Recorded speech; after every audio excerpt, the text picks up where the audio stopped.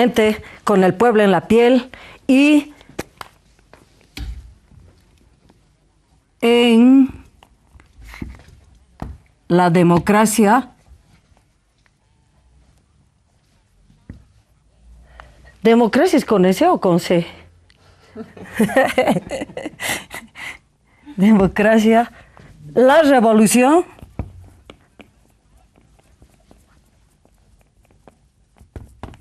no pasa. Con el pueblo en la piel. Esta noche nos está acompañando Romina Pérez. Hermana, bienvenida. Muchísimas gracias por estar acá. ¿Quién es la Romina Pérez, hermana? En primer lugar, Preséntate aquí ante las cámaras. Muchas gracias, Julieta, por invitarme a tu programa tan interesante. Bueno, actualmente estoy como diputada del MAS, primera pluri por Cochabamba, y estoy en la vicepresidencia de la Cámara de Diputados. Pero en realidad Romina Pérez tiene una militancia desde muy joven en el Partido Comunista de Bolivia, concretamente en la Juventud Comunista.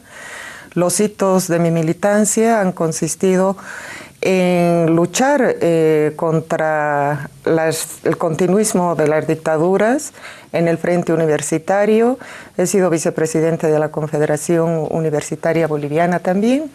Hemos hecho muchas actividades, una de ellas que siempre recuerdo porque marcó un hito en la sociedad fue la primera marcha que se hizo a la higuera a los 20 años de inmolación del Che.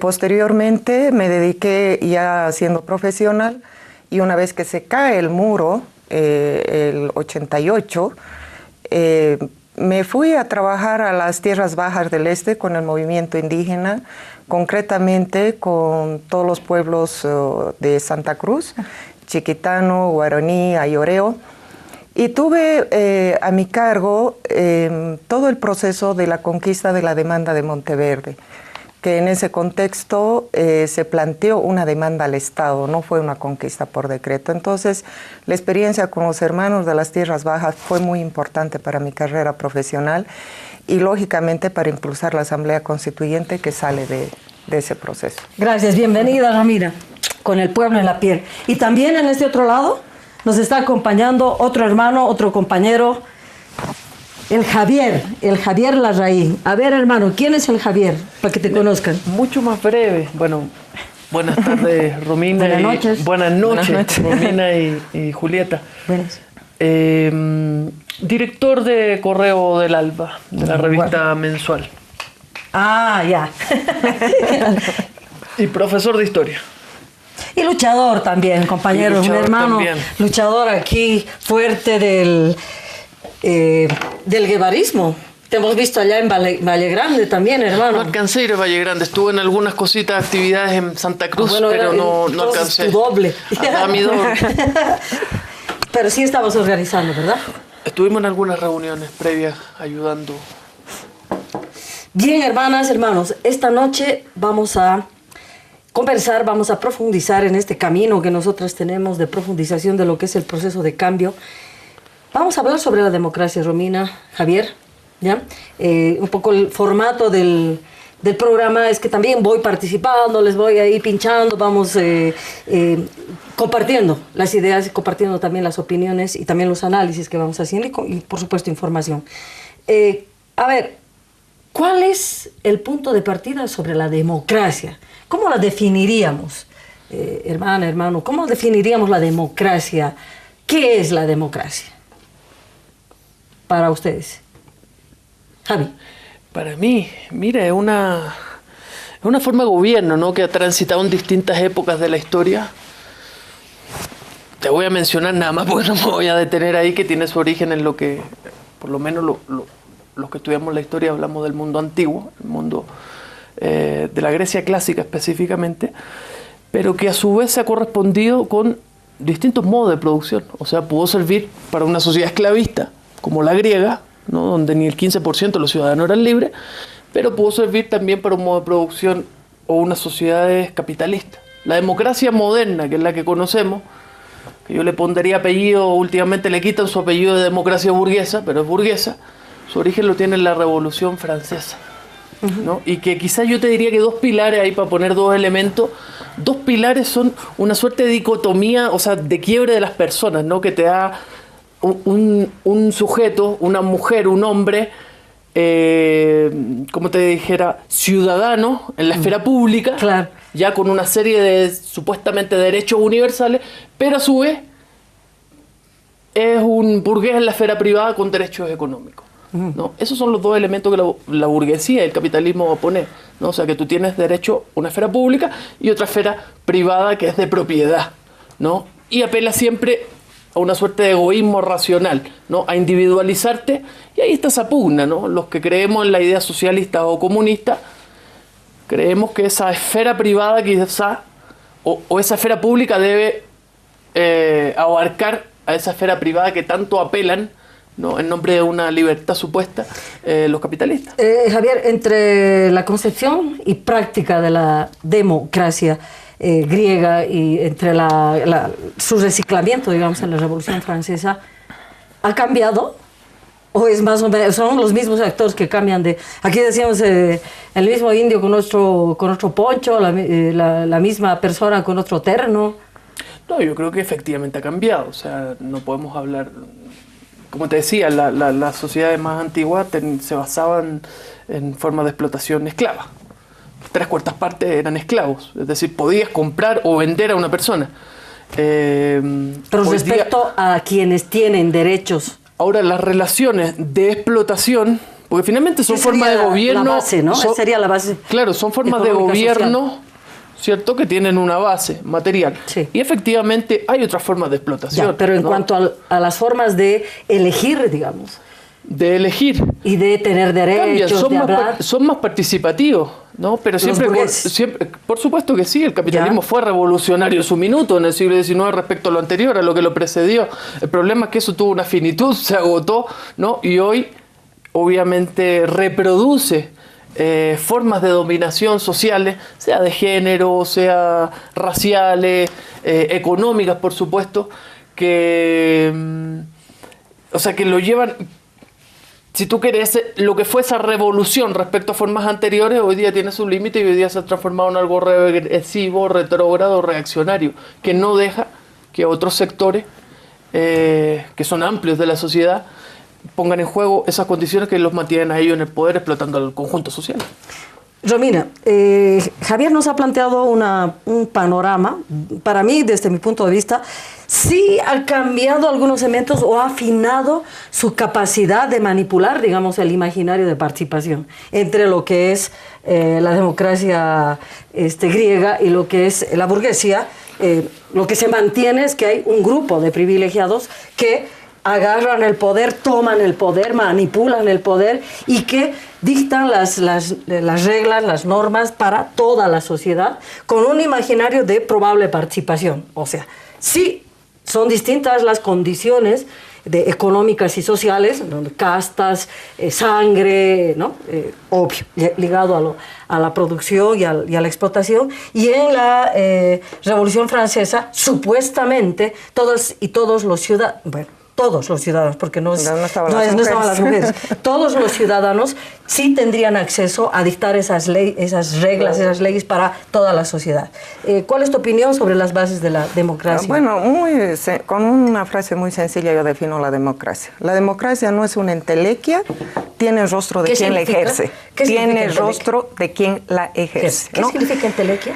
Un paradigma, algo que está petrificado, ¿no? En términos sencillos. Mira, volviendo a la democracia griega en el Ágora, ¿qué se rescata? Ahí las personas discutían en el Ágora abiertamente varios problemas. Lógicamente era limitada, pero lo importante es que había una interacción directa donde se planteaban todos los problemas. El tema surge cuando esta democracia se rearticula a los diferentes modos y tipos de gobierno. Y yo no quisiera empezar este debate, digamos, con una mentalidad colonial, si bien el debate académico es importante, pero por la experiencia que tengo en la realidad del país, la mejor democracia en su ejercicio he visto cómo la ejercen las comunidades, los pueblos indígenas, en sus cabildos, en sus reuniones, donde deliberan y toman decisiones conjuntas. Ahora bien, en todo el proceso histórico, si bien la Revolución Francesa marca un hito, no nos debemos olvidar que el tema del voto universal, la democracia representativa que en realidad monopolizó, ¿no?, todo el sistema a partir de las revoluciones democrático-burguesas prácticamente, encapsuló a la democracia en esa forma de representación. Y no necesariamente en sociedades plurales como las nuestras, por ejemplo, la gente se sentía identificada con un partido, porque los partidos, en el caso de Bolivia, tienen una data larga, el POR y el PIR, que empiezan a articularse, pero la sociedad estaba totalmente marginada, ya cuando viene, digamos, el voto universal con el 52, pero nuestros pueblos, las 36 naciones indígenas originarias que ahora reconoce el Estado, ejercían, entre comillas, una democracia en su territorialidad, aunque estaba ajena en sus derechos, digamos, propietarios sobre la tierra, pero había estas formas de deliberación que permitían articular voces contestatarias, digamos, al régimen en que se vivía. Entonces la democracia fue censitaria en nuestro país y con la revolución del 52 viene el voto universal, pero queda encapsulada en la democracia representativa y al juego de los partidos que surgen al calor, primero de la revolución rusa, el POR, el PIR, posteriormente con la crisis de la guerra del Chaco, el nacionalismo revolucionario va tomando carne como discurso que se materializa después en el MNR revolucionario de esa época, y a partir del ejercicio ya de la democracia con el voto universal viene una proliferación de partidos, pero que al mismo tiempo es cercenada por los constantes golpes de Estado, eso concretamente el de Barrientos, que nos corta toda posibilidad constitucional para debatir los problemas. Entonces es importante ver el proceso histórico porque a lo largo de esos golpes viene todo un movimiento contestatario que es crítico a la democracia representativa y tenemos un elemento muy importante que es la Asamblea del Pueblo. La emergencia... Cuando Torres, ¿verdad? Cuando Torres, ¿no? Ahí nos vamos a quedar, hermana, y esto de la democracia representativa, la democracia participativa, ahí definir cómo lo estamos llamando, pero todo está en base a la democracia, con el pueblo en la piel, y regresamos un cachito. Por Aviala Televisión, con el pueblo en la piel.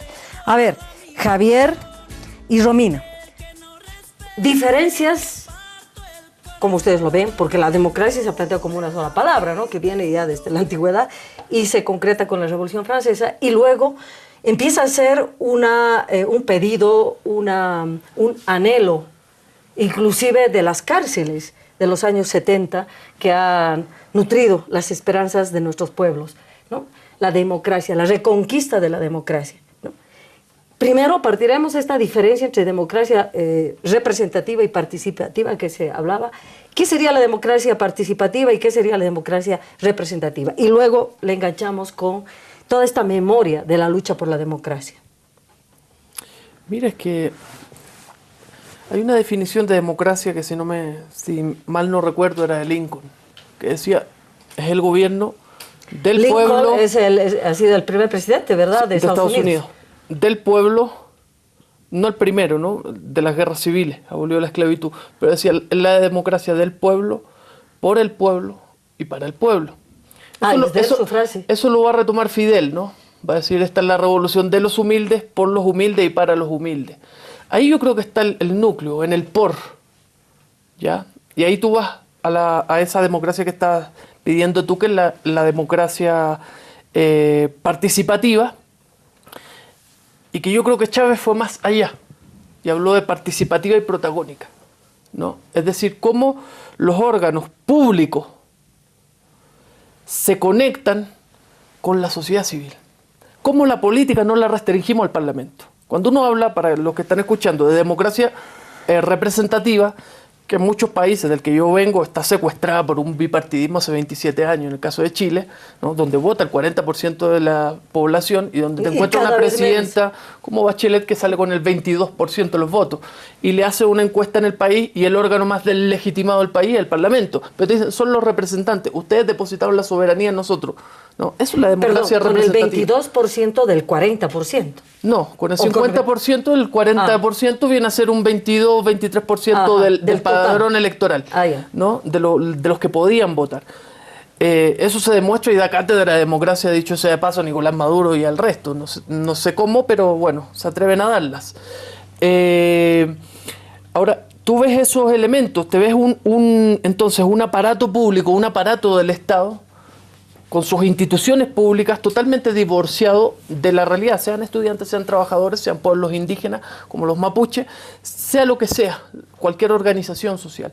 Cuando uno habla de democracia participativa y en el caso de Hugo Chávez, protagónica, dice, ¿cómo establecemos esos vínculos? ¿Cómo sacamos esa política del Parlamento, ¿no?, a relacionarse, a subir una suerte de ascensor con la población organizada? Chávez buscó una solución.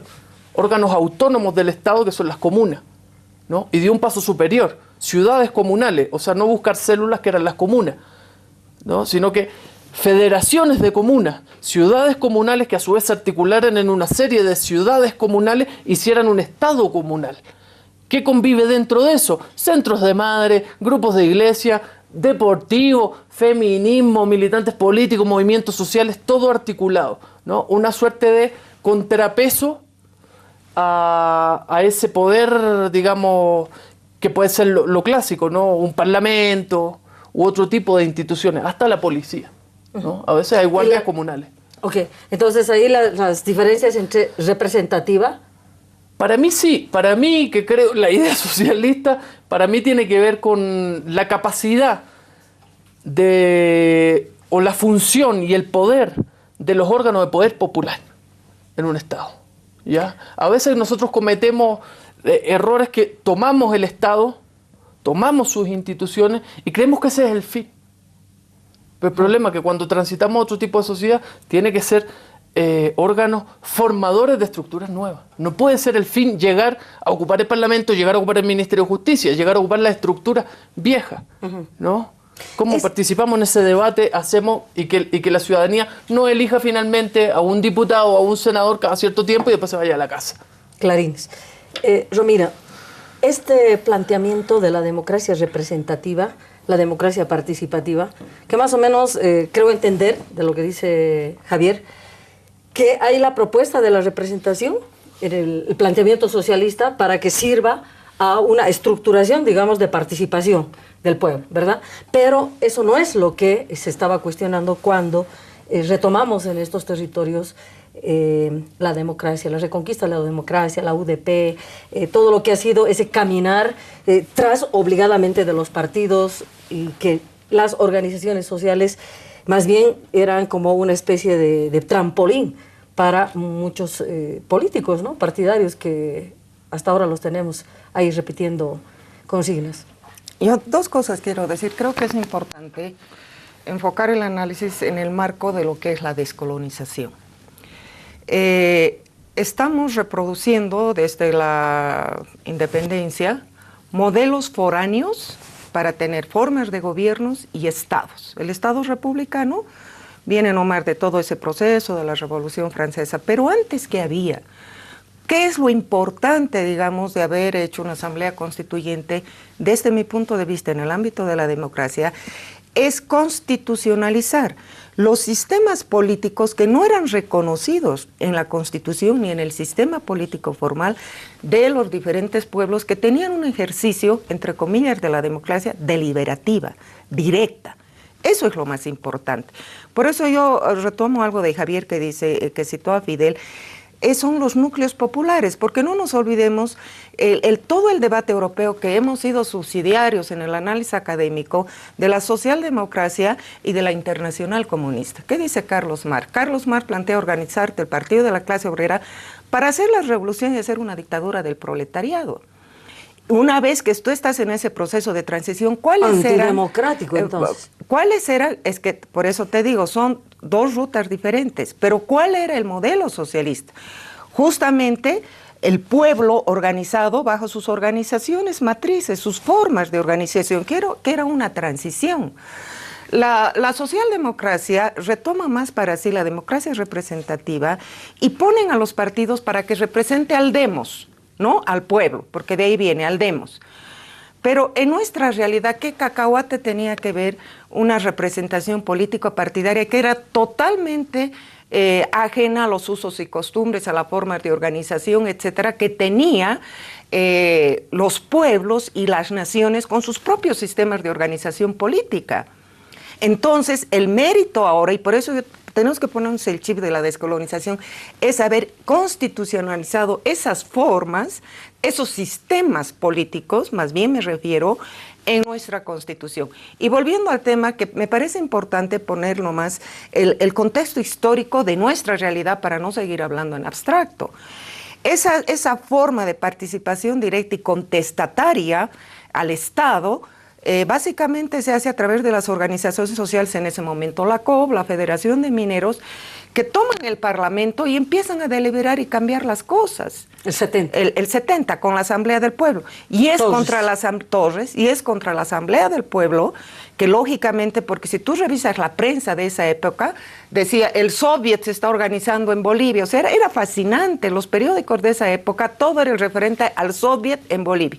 Entonces viene el golpe de Estado de Banzer, el más terrorífico que ha habido en la historia de este país, o lógicamente el de García Meza con otras características. ¿Y cuál es la resistencia ahí?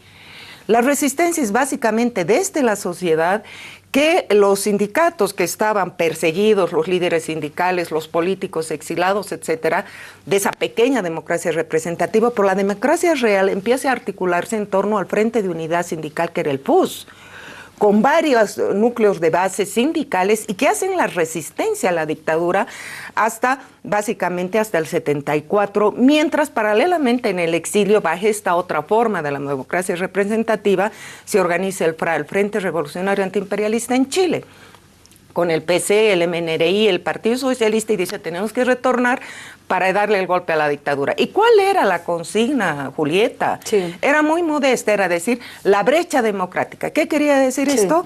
Apertura, libertades democráticas, defensa de los derechos humanos, permisible las organizaciones políticas sindicales, etcétera.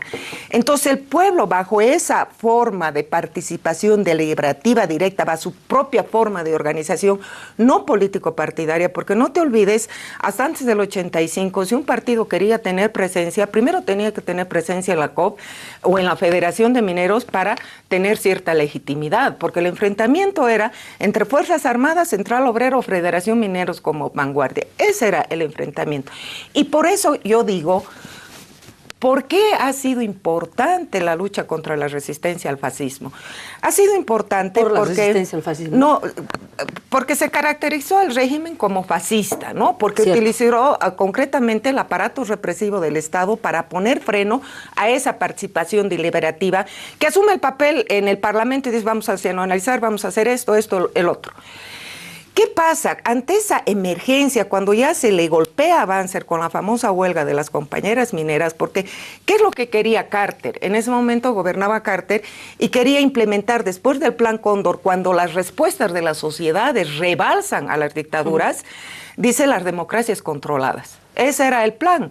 Por eso es que Banzer organiza su partido, todo el fraude después de Pereda de su candidato, etc. Entonces, la huelga de hambre crece como una bola de nieve y ahí tienes un montón de actores en la calle reivindicando las elecciones. Y René Zabaleta Mercado dice, este hecho fue la acumulación de la clase. ¿Qué quería decir eso Zabaleta?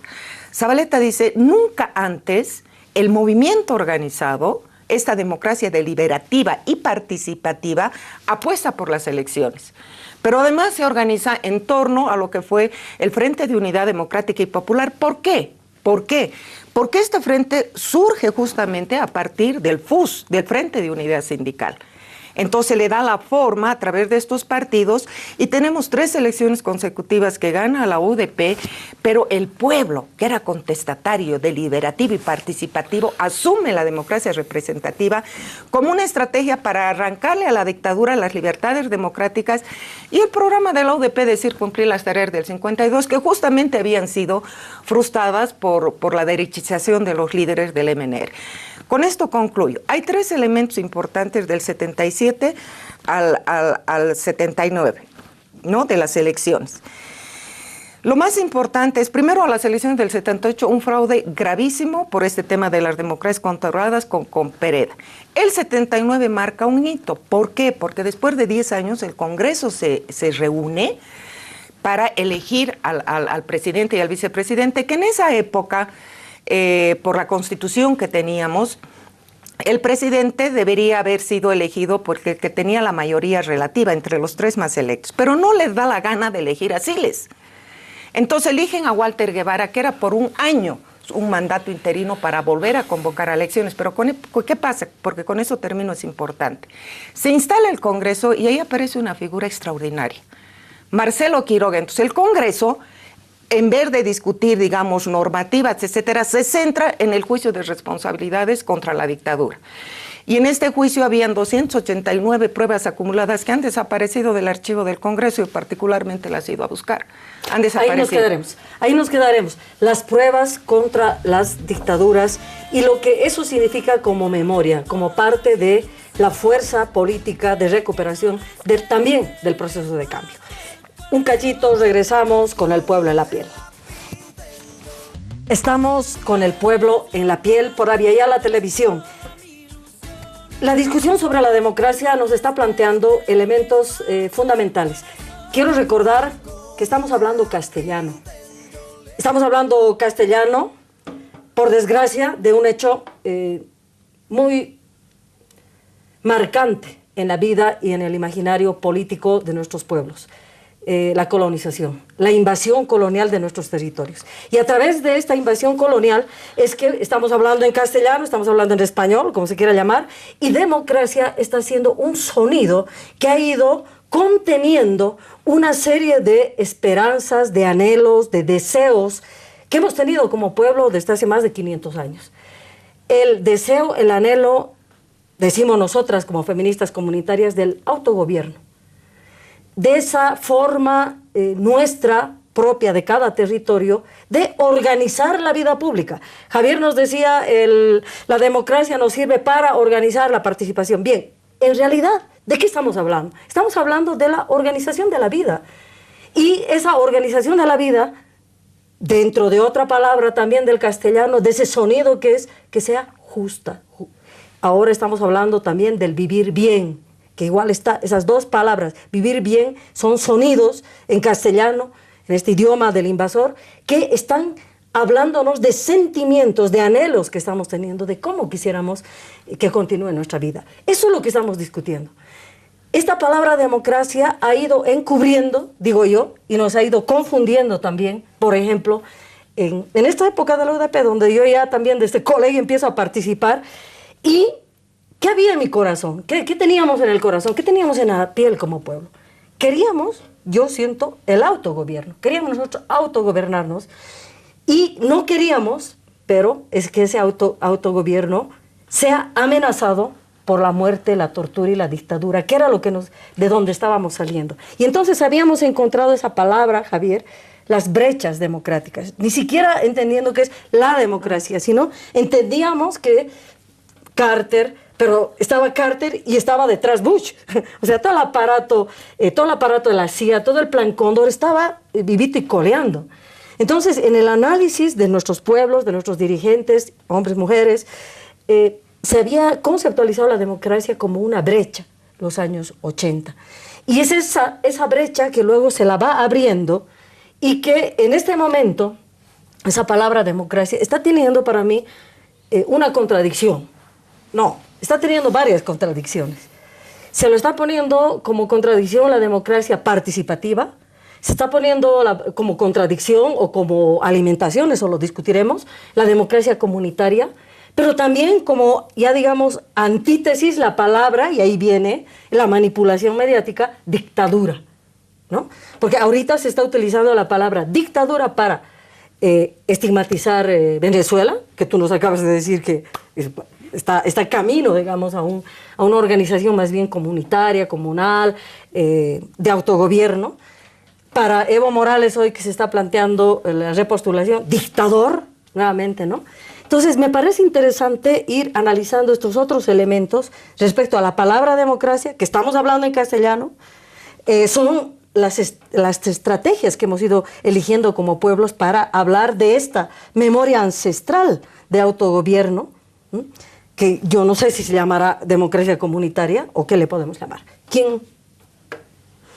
Yo quisiera cerrar un poquito lo que estaba diciendo, ¿no? Entonces, cuando sale Marcelo Quiroga para el juicio de responsabilidad Sabancer, militares se reúnen con el alto mando militar, además de las embajadas de Argentina, Brasil y Uruguay, y le dicen, no podemos permitir que esto pase, nos están enjuiciando. Entonces, viene realmente el itinerato de Guevara, dura 3 meses, se termina las deliberaciones y tenemos un nuevo otro golpe de Estado, estoy saltando, que liquidan a Marcelo Quiroga. Pero ese golpe de García Meza, ya la sociedad organizada, etcétera, rebasa y lógicamente sale el 10 de octubre del 82. ¿Por qué es importante el 10 de octubre del 82? De acuerdo a la memoria histórica, parafraseando a Zabaleta, o sea, el pueblo, el que estaba planteando autogobierno, etcétera, asume para sí la democracia, o sea, las elecciones como una forma de lucha para tener un gobierno democrático, popular, que concluya las tareas del 52. Pero aquí hay un problema. Resulta que la marcha de los de derecha dicen a los 35 años de la democracia, partiendo como el hito el 10 de octubre del 82.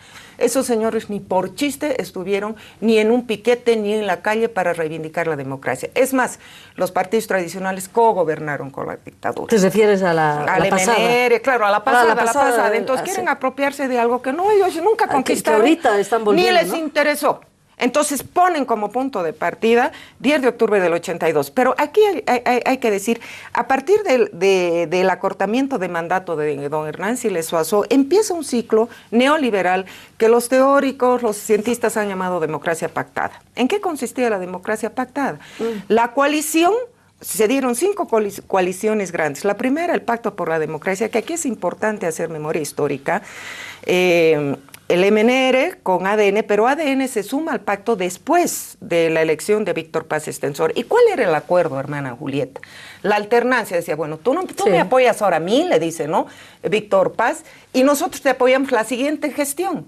Pero ocurre cuando está terminando 3 meses antes, entra Goni como candidato y dice, yo me lavo las manos, no estoy encadenado, y el señor Banzer, usted no va a ser, no lo vamos a apoyar como candidato. Eso empieza el 85. El 85 al 89. Después viene el pacto del vómito. O sea, ¿cuál es el pacto del vómito? Es el pacto del acuerdo patriótico. No lo digo yo, lo dice Toranzos en muchos escritos. Porque ahí viene la alianza de Jaime Paz con ADN, ¿no? Y otras fuerzas menores. Cruzando entonces, los ríos de sangre, sangre cruzando, etcétera. Entonces ahí hay un olvido. ¿Cuáles eran los dos? ¿Por qué reitero esto? A lo largo del ciclo neoliberal hay 2 elementos constitutivos que los guían, que es la democracia representativa elitaria, donde la legitimidad del voto o que tenían los partidos perdedores, porque no eran ganadores por el porcentaje que llegaban al Congreso, es pues rifado en esas mesas de negociaciones, en esos pactos. Entonces la legitimidad de origen no existe, porque se pacta, son los partidos con representación parlamentaria, los que pactan al margen de sus programas, porque no te olvides que Jaime Paz había plantado relocalizar el decreto supremo. Y el peor pacto ha sido el de la mega coalición, ya el siguiente periodo constitucional, del 93 al 97, donde se implementa una política agresiva en base a la democracia representativa y el neoliberalismo económico que liquida nuestras empresas públicas, nuestros recursos naturales, etc. ¿Qué pasa en esa? ¿Por qué se llama mega coalición? Porque antes de las elecciones preelectorales ya el ADN había hecho alianzas con Falange, con el Partido Demócrata Cristiano, etcétera. 5 fuerzas menores se alían en torno a Banzer. Y él mira igual con el FRI y no recuerdo otro partido minoritario, van ya con megas, con alianzas a las elecciones. Y después ahí hacen otra alianza con Condepa y Max Fernández. Pero el problema es que estos señores ya, por haber sido contestatarios a la política de privatización, que a mí me parece muy sospechosa, la muerte de Palenque y la muerte de Fernández, justo cuando ellos estaban oponiendo a la capitalización. No se han investigado esas muertes debidamente, desde mi punto de vista. Y tenemos finalmente la última elección, que hay un clivaje espectacular, porque los partidos que habían hecho esta democracia pactada dentro del marco de la democracia liberal representativa, donde se olvidaban de la legitimidad de origen, porque el término de rodillo parlamentario viene de ese contexto, porque las diferentes coaliciones se aliaban para darle un apoyo al Ejecutivo. Ahora, por ejemplo, la oposición nos dice, nosotros trae los 2/3 rodillo parlamentario, o sea, no tienen idea ni de la historia. Permíteme con esto, de nosotros es legitimidad de origen 2/3, porque el soberano votó por esa opción, por ese color. Lo otro es rodillo porque se aliaban para eso. Que es distinto, ¿no? Pero con esto termino para no cortar. Para darle viene el clivaje, viene la elección del 2002 y vuelca las reglas del juego, porque Evo sale el segundo. Sale el segundo, y no con un partido tradicional, sale con un instrumento político de la soberanía de los pueblos que te lleva al ejercicio de la democracia directa y participativa. Javier, estos elementos, vamos a darle más tiempito a nuestro hermano Javier. Dale, hermano. Estas diferentes contradicciones dentro de las democracias, ¿es la misma democracia? ¿A qué responde? Como dice Romina, yo creo que el neoliberalismo polarizó las contradicciones sociales, ¿no? Despojó a grandes, superexplotó y despojó a las grandes mayorías de los países, ¿no? En el caso de Bolivia, la mayoría es indígena, ¿no? Y esa contradicción obviamente también erosionó, yo diría que culturalmente, las bases culturales y políticas de lo que era la democracia, las formas de participación, ¿no? Y que un sector minoritario, como bien lo has graficado, y que se ven en otros países, ¿no? En países vecinos, donde suele ser un porcentaje minoritario de la sociedad que tiene acceso irrestricto a los derechos, puede pagar la salud donde es privatizada, puede pagar la educación donde es privatizada, puede viajar en avión dentro, fuera o donde sea, y que ellos conciben la democracia para sí. Para ellos sí tiene, te diría, sentido la democracia, y que suele ser una democracia de hombres y blancas, ¿no? De unas minorías y muy elitistas. Yo creo que ese fue uno de los efectos del neoliberalismo, y que se está viviendo no creo que el rostro del Perú sea Kuczynski, ni el rostro de Chile, de la mayoría chilena, sea un Sebastián Piñera, que es probable que vaya a ganar dentro de 3 semanas en Chile, ¿no? Ni creo que sea Mauricio Macri. Y creo que la cresta de la ola, la figura quizá de toda esa crisis que hay de fondo, que la ha graficado Romina en la experiencia boliviana, pero yo creo que de esa crisis de la democracia neoliberal es Santiago Maldonado. Uh-huh. Es un joven que apoyaba, la causa mapuche, que lo desaparece Gendarmería, y que el gobierno de Macri ataca a quienes están pidiendo la aparición de un muchacho, ¿no? Dice, son los enemigos de la democracia, los mapuches y los que piden la aparición de un joven de 28, 29 años. Uh-huh. Sin duda que la palabra democracia, este sonido, nos está evocando unas reflexiones mucho más profundas. Creo que ya nuestra teleaudiencia ya se ha dado cuenta, ¿no? No hay una sola democracia. No es una, y no es una señora la democracia. Depende y responde a los intereses de quien la maneja, de quien la habla, de quien la discute. Ya el propio pueblo, y desde los análisis también, democracia participativa, representativa, pactada, democracia del vómito, pactado, democracia... La coalición del vómito. La coalición del vómito, bueno. Tantas formas como nuestros pueblos, y en el análisis vamos determinando los intereses a los cuales se responde al momento de elegir una forma de autogobierno que no es más que cómo organizamos nuestra vida. En unos segunditos regresamos con El Pueblo en la Piel, había la televisión.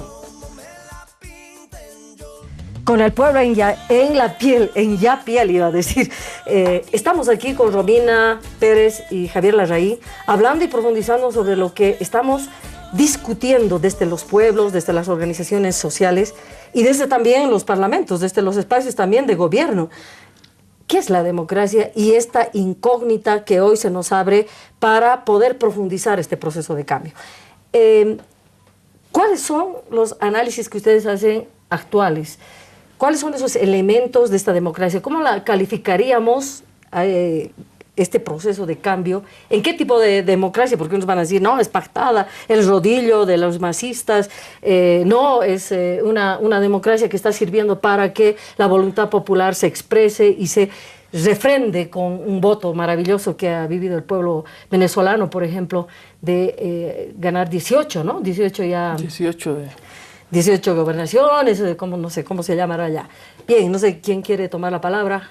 Yo rápidamente, mira, lo interesante de este proceso es que lo abre justamente la democracia directa y participativa cuando estos colectivos, los movimientos sociales, deciden organizar un instrumento político, que no es lo mismo que un partido político. O sea, ya este instrumento más recoge a partir de esa deliberación, ¿no? Y dice, vamos a hacer un instrumento y que nos va a representar, y en esa deliberación escogen a Evo Morales Ayma. En ese sentido es diferente porque gracias a este instrumento y la forma como se organiza este instrumento a partir de la democracia directa y participativa, le da la legitimidad de origen a Evo. ¿Qué es la legitimidad de origen? El voto del soberano que opta por una elección. Entonces esos son los 2/3, es decir, consecutivamente más del 50 más 1%, en 3 elecciones consecutivas se tiene la legitimidad de origen que no tuvo el pacto, la democracia pactada. Segundo elemento, para ser bien concreta, como la democracia es una serie de cosas, me voy a referir a los derechos políticos que tiene cada ciudadano en esta democracia. Y en esta democracia, ¿qué vamos a entender por la democracia? Que persigue el bien común. ¿Qué es el bien común en este gobierno, con esta democracia? Haber redistribuido la riqueza de nuestra renta de los hidrocarburos, etcétera, etcétera, haber dado mejores condiciones de vida, haber eliminado la pobreza, haber hecho una participación más directa y participativa para las mujeres, etcétera, etcétera, etcétera, ¿no? Entonces, ese es el bien común. O sea, ¿dónde está la dictadura? La democracia persigue el bien común. A los 3 años de gobierno tenemos una agenda patriótica que hay que concluirla para que este bien común, por primera vez en la historia de Bolivia, llegue al ciudadano de a pie, a la última comunidad de la frontera con X territorio. Entonces se ha distribuido la riqueza, porque el debate entre izquierda y derecha era cómo distribuyes el excedente y la riqueza. Entonces, este bien común se ha logrado. Y es por eso que se está pidiendo la ampliación o el reconocimiento de los derechos políticos que plantea el Pacto de San José de Costa Rica para permitirle al hermano Evo Morales que vaya a una nueva reelección. ¿Por qué? Porque en los derechos políticos no solamente se está pidiendo el derecho al que se va a postular, sino el derecho de nosotros como electores. En las últimas estadísticas ha salido Evo Morales 37% de preferencia, Doria Medina 5%. ¿Dónde quedaría ese mi derecho si yo tengo como preferencia este candidato? Me lo tienen que habilitar, porque es también parte del votante que se asegure ese derecho. Y con esto concluyo. La Asamblea Constituyente, el espíritu del constituyente, fue una reelección del presidente y vicepresidente de forma continua, que decide el soberano. Cuando se negoció en Cochabamba 100 artículos de la Constitución, ahí la oposición, como siempre, puso el límite. Y eso es lo que se aprueba, pero el espíritu del constituyente fue otro. Por eso es que ahora como diputados nos hemos presentado esta acción de inconstitucionalidad abstracta. ¿Qué es lo que te está planteando? Que se respeten el ejercicio de estos derechos políticos. ¿Por qué? Porque nuestra Constitución, al ser progresista y a dar prioridad en el artículo 256 y 13.4 a los derechos más preferentes que están en los tratados y convenios internacionales, dicen tienen preeminencia sobre la Constitución. Eso dijo el constituyente y eso está en nuestra Constitución. Gracias, Romina. Gracias. Javier, ¿cómo vamos a entender entonces esta dispersión del concepto de democracia y de la práctica, que es lo más importante, ¿no? Porque los conceptos creo que están respondiendo a los intereses y a las prácticas sociales que en ciertos momentos no se encuentran en el propio concepto de democracia, ¿no? Del voto, de toda la estructura legalizada, pero no legitimada por el propio pueblo, ¿verdad? Entonces, ¿cómo encontramos este camino de muchas democracias, muchas palabras, muchos sentimientos, muchos anhelos que están presentes ahí, Javier? Yo creo que desatando las formas, como dices tú, de participación, pero de reversión de forma de dominación en la materialidad de las personas. A mí me cuesta creer que construyamos un Estado inclusivo, donde el 90% del PIB sigue aportándolo a los grandes empresarios. Tú no puedes planificar la producción, ni controlar la producción, ni la distribución, ni las necesidades de la población, cuando son los privados los que reproducen, los que tienen, digamos, las cartas sobre la mesa sobre esa materialidad. ¿Te refieres a Bolivia? No, en general a los distintos procesos, a los procesos procesos progresistas también, Julieta. Sí, yo difiero de Romina en un punto central. Yo no creo que el debate de la derecha y la izquierda haya sido en torno a la distribución del excedente, perdóname. La derecha cree en forma de dominación capitalista y lo que yo entiendo por izquierda, cree, te diría, no en un capitalismo humano, ¿no? Que es Bachelet, esa izquierda, sino que cree en una ruptura del capitalismo. Yo creo que el gran dilema que tenemos aquí es que todos hacemos el diagnóstico de que esa democracia por distintos asuntos está en crisis, ¿no? Y se ha revertido y han revertido procesos de derecha, o han revertido procesos de izquierda o progresista en la región, y ganan los de derecha. Está en crisis. El problema es que no sabemos cómo enfrentar. ¿Qué vamos a hacer? ¿Dónde llevamos la participación? A veces le tenemos susto a la confrontación de ideas dentro de nuestras propias filas, ¿no? A veces le tenemos susto a la mayor participación popular. A mí, cuando yo escucho, te lo digo, Romina, yo no tengo problema no creo que la alternancia en el poder, que es una trampa que creo que nos han puesto, estoy totalmente de acuerdo. No creo que la alternancia en el poder sea solución como te digo, a sistemas más justos de vida y de reproducción social. Este es el caso de Haití o del mismo Chile, que alternan cada 4 años, 5 años. Pero también me asusta que acudamos a San José, Costa Rica, a la OEA, para avalar nuestras propias decisiones. Vamos a seguir acudiendo a la OEA. Y no solo te lo digo en ese punto, porque me asombra también que tratamos de descolonizarnos y en materia económica hablamos del PIB, de crecimiento, de todos los instrumentales donde el capitalismo nos lleva 200 años de ventaja, ¿no? Entonces, ¿cómo ejercitamos? Y me alegra este programa porque creo que pone en función el ejercicio de pensar, porque somos militantes, ¿no? ¿Y de lo que se trata? No podemos pensar a pesar de ser militantes. Nuestra función es confrontar ideas. En la democracia la revolución no pasa. Creo que esas son cosas necesarias que hay que apuntar, que hay que confrontar ideas y hay que hacer ese ejercicio, ¿no? Quitarnos de eufemismo. Yo creo, Fidel decía, revolución también, dentro de su definición, decía, es decir la verdad, es quitar los eufemismos, es aclarar pedagógicamente las cosas como son. El Estado plurinacional de Bolivia es republicano, la forma de gobierno es republicana, aunque lo borremos del papel y tú lo sabes, la forma es republicana. Y ahí entramos a otro debate mayor, si existe o no la separación de poderes en cualquier Estado. A lo mejor nos vamos a dar cuenta que la burguesía, donde se supone que están separados los poderes, tampoco están tan separados. Y por lo general los manejan los tres, aunque formalmente estén separados. Genial. Esa es, ahí hemos llegado, ¿no? Hemos llegado a unos puntos, yo de verdad, Javier y Romina, esto se plantea un segundo momento de profundizar la discusión. ¿Por qué no vamos a utilizar? Javier decía, ¿por qué apelar a la OEA? ¿Por qué no vamos a utilizar para hacerles caer en su propio discurso? Por lo menos es lo que yo pienso. Porque hemos utilizado también como pueblos el propio voto para elegir cuando no se lo esperaban. Esto que estabas hablando, Romina, de haber roto, o sea, nadie se esperaba que un indio gane el segundo puesto y de ahí empiece un creciendo y tengamos este proceso de cambio. Hay que saber utilizar los elementos. Sin embargo, para nosotras como feministas comunitarias es importante saber de dónde estamos partiendo, qué memoria tenemos y a dónde estamos yendo.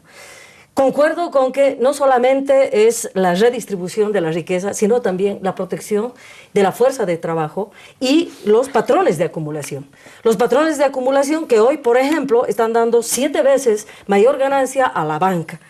Que esta mañana, ese día he escuchado que la comercialización de la urea estatal, no sé si estoy mal, lo va a comercializar un grupo de productores de Santa Cruz, que no sé si son los movimientos sociales o son un grupo de empresarios.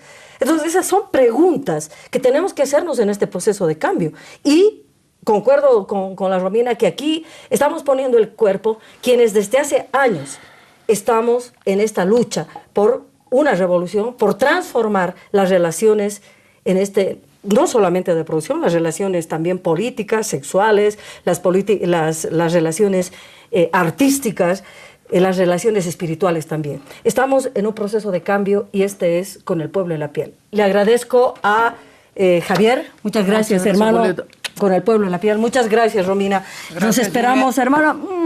Nos esperamos el próximo domingo a Viayala Televisión, 9:30 de la noche, el reprise a las 10:30 en día lunes. A Viayala Televisión con el pueblo en la piel, les esperamos el próximo domingo. Chao, chao, chao.